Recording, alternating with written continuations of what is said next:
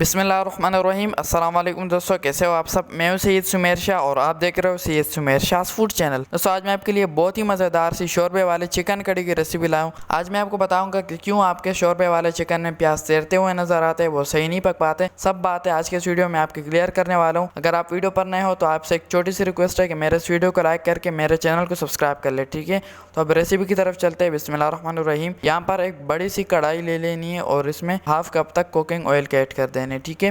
Oil को थोड़ा सा गर्म कर लेना है। उसके बाद बिस्मिल्लाहिर्रहमानिर्रहीम, यहाँ पर मेरे पास तकरीबन 700 ग्राम तक चिकन है, यानी पौना केजी यहाँ पर मेरे पास चिकन है। इसको मैंने सिरके और पानी से अच्छी तरह से धो लिया था। इससे ये होता है जो चिकन होता है वो बिल्कुल अच्छी तरह से क्लीन हो जाता है और इसमें थोड़ा बहुत जो स्मेल होता है वो निकल जाता है, ठीक है। तो अच्छी तरह से धो के इसमें ऐड कर देना है, ठीक है।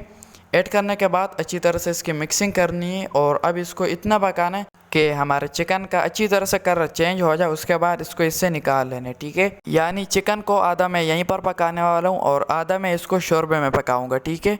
तो चले जी, यहाँ पर जब इस तरीके से लाइट सा कलर आ जाए चिकन का तो इसको फ़ौरन से ही इससे बाहर निकाल लेना, ठीक है। किसी चिमटे या किसी और चीज़ की मदद से इसको बाहर निकाल लेने, ठीक है। इस तरीके से एक प्लेट में ऐड करके साइड पे रख देना है। उसके बाद बिस्मिल्लाहिर्रहमानिर्रहीम, यहाँ पर मेरे पास तकरीबन 5 अदद मीडियम साइज़ के प्याज थे। इसको बिल्कुल बारीक करके काट लेना है और इसमें ऐड कर देना है, ठीक है।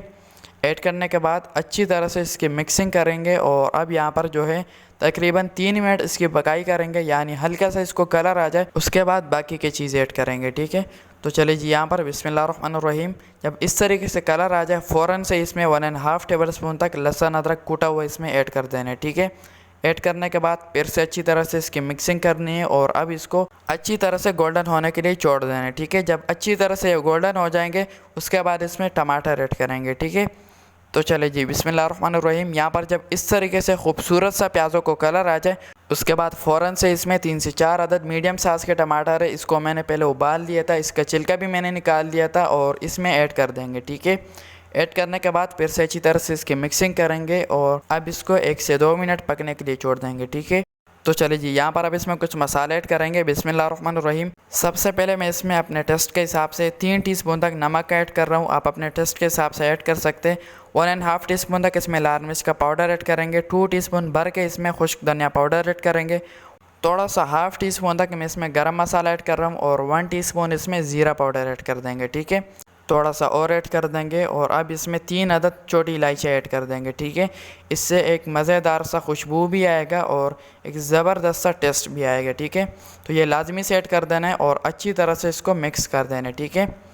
अच्छी तरह से मिक्स कर लेने के बाद अब इसमें थोड़ा सा पानी ऐड करेंगे 1 कप तक, ताकि ये मज़ीद जले ना। अच्छी तरह से इसकी मिक्सिंग करेंगे और अब इसमें 2 टीस्पून तक सालन मसाला ऐड कर देना है, ठीक है। जो नॉर्मल कड़ी मसाला होता है वो इसमें ऐड कर देना है। इसमें ये होता है जो एक्स्ट्रा मसाले होते हैं उससे एक ज़बरदस्त सा इसमें फ्लेवर आएगा, ठीक है। तो ये लाजमी से ऐड कर देना है और अच्छी तरह से इसकी मिक्सिंग कर लेनी है, ठीक है। अच्छी तरह से मिक्सिंग कर लेने के बाद अब इसको 4 से 5 मिनट के लिए ऊपर से ढक देंगे। 4 से 5 मिनट हो चुके हैं, ढक्कन हटा देते और माशाल्लाह यहाँ पर बहुत ही ज़बरदस्त किस्म का यहाँ पर हमारा मसाला तैयार हो चुका है, ठीक है। यहाँ पर ये देख ले, जो प्याज और टमाटर थे वो अच्छी तरह यहाँ पर पिघल चुके हैं, ठीक है। किसी भी तरह से यहाँ पर हमारे प्याज और जो टमाटर है वो यहाँ पर नज़र नहीं आ रहे, ठीक है। यानी नज़र तो आ रहे लेकिन वो बिल्कुल पिस चुके हैं, ठीक है। तो मज़ीद इसको चम्मच की मदद से पीस देंगे ताकि ये बिल्कुल भी नज़र ना आए, ठीक है। तो इस तरीके से अच्छी तरह से इसको पीस देना है, बाद में ये किसी भी तरह इसमें नज़र नहीं आएंगे, ठीक है। तो ये देख ले, इस तरीके से पीस देना है और अब इसमें बिस्मिल्लाहिर्रहमानिर्रहीम, जो शुरू में हमने चिकन फ्राई किया था वो इसमें इस टाइम पे आके इसमें ऐड कर देना है, ठीक है। ऐड करने के बाद अच्छी तरह से इसकी मिक्सिंग कर लेनी है और उसके बाद बिस्मिल्लाहिर्रहमानिर्रहीम 2 से 3 टेबल स्पून तक इसमें हरा धनिया ऐड कर देना है, ठीक है। इससे एक ज़बरदस्त किस्म का फ्लेवर आएगा, ठीक है। ज़्यादा इसमें ऐड नहीं करेंगे वरना फिर टेस्ट चेंज हो जाएगा और वो हमें नहीं चाहिए, ठीक है। अच्छी तरह से इसके मिक्सिंग कर लेंगे और अगर अभी तक आपने मेरे चैनल को सब्सक्राइब नहीं किया तो जनाब आला चैनल को ज़रूर से सब्सक्राइब किया करें। ये आपकी तरफ से हमारे लिए बहुत ही बड़ा इनाम होता है, ठीक है। यूँ होता है जब आप चैनल को सब्सक्राइब करते हो तो इससे हमें बहुत बड़ा मोटिवेशन मिलता है और आपके लिए इसी तरह मज़ेदार किस्म की रेसिपीज़ बनाने में मोटिवेशन मिलती है, ठीक है। तो चैनल को ज़रूर से सब्सक्राइब कर दिया करें, ठीक है। तो यहाँ पर अच्छी तरह से मिक्सिंग कर लेने के बाद बिस्मिल्लाहिर्रहमानिर्रहीम 2 से 2.5 गिलास तक या 3 गिलास तक मैं इसमें पानी का ऐड कर रहा हूँ। आपको जितने शोरबा चाहिए आप अपने हिसाब से इसमें ऐड कर सकते हैं, ठीक है।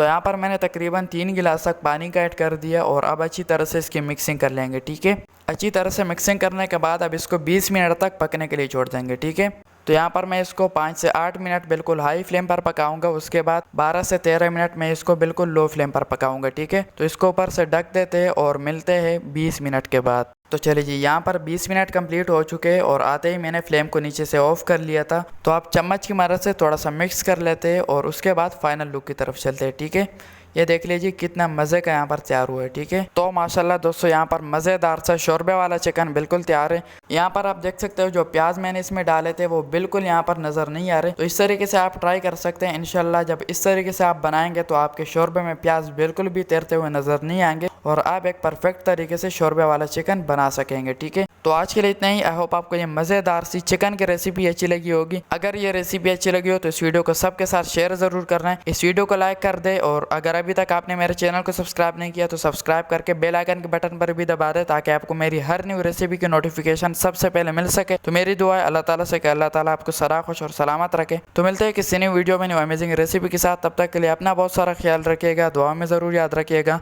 अल्लाह हाफिज़।